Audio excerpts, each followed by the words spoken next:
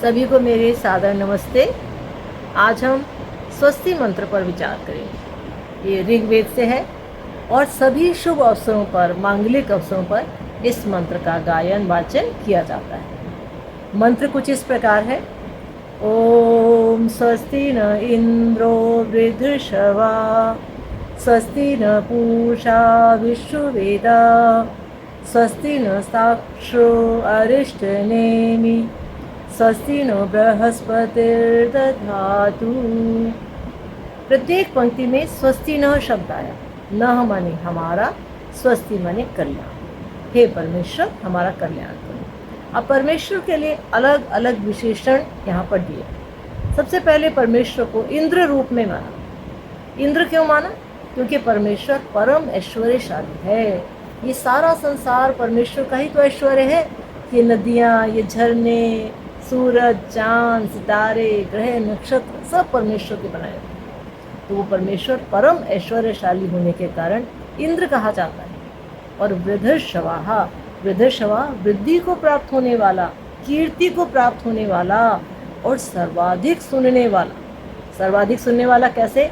सारी दुनिया परमेश्वर को हर पल हर दम पुकारती रहती है और प्रभु सबकी पुकार सुनते भी हैं। इसलिए पहली पंक्ति में परमेश्वर को परम ऐश्वर्यशाली और सर्वाधिक सुनने वाला कहकर उससे प्रार्थना की गई है कि हमारा कल्याण करे, हमें सुख शांति प्रदान करे। दूसरी पंक्ति है स्वस्ति न पूषा विश्ववेदा। स्वस्ति न वही कल्याण करे हमारा, और पूषा, पूषा माने पुष्टि करने वाले। वो परमेश्वर अनेक भोज्य पदार्थ देकर, दाल है, चना है, गेहूँ है, दालें हैं, वनस्पतियाँ हैं, काजू है, बादाम है, इतने बढ़िया बढ़िया चीज़ें देकर हमें शारीरिक रूप से पुष्ट करते हैं। और वेदों का ज्ञान देकर हमारी आत्मा को, हमारी बुद्धि को पुष्ट करते हैं। तो हमें सब ओर से पुष्टि देने वाले परमेश्वर। और दूसरा शब्द है विश्ववेदा, सर्वज्ञ हैं, आप सब बातों को जानते हैं, सारा ज्ञान आप में ही समाया हुआ है। आप हमारा कल्याण कीजिए, हमें सुख प्रदान कीजिए। और तीसरी पंक्ति है स्वस्ति न साक्षरो। अब यहाँ पर ताक्षर शब्द का अर्थ क्या है? सर्वव्यापक, सबके द्वारा जानने योग्य। सबको उस परमेश्वर को जानना चाहिए। और कैसे जान सकते हैं हम? वेदों में उस परमेश्वर के स्वरूप का वर्णन है। तो इस परमेश्वर को जानना है तो किसको पढ़ना पड़ेगा? वेदों को पढ़ना पड़ेगा। और उसके साथ अगला शब्द है अरिष्टनेमि, दुखों का नाश करने वाले हैं परमेश्वर। आप दुख नाश करने वाले हैं और हमें सहन शक्ति देते हैं, हमें सामर्थ्य देते हैं। और कभी अगर हम गलत कार्य करने लगें तो भय, चिंता, शंका, लज्जा के रूप में हमारे मन में जगते हैं, हमें रोकते हैं भय शंका जगाकर उस कार्य को करने से।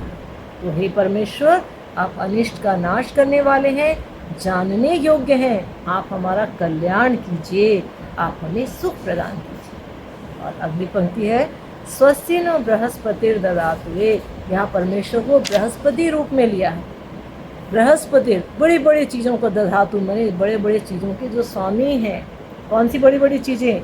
ये ब्रह्मांड, ग्रह, नक्षत्र, सूरज, चांद, सितारे, आकाश गंगा, इन सब के स्वामी हैं, संचालक हैं, वेदों के भी स्वामी हैं, वेदों के रक्षक भी हैं, उसकी रक्षा भी करने वाले हैं।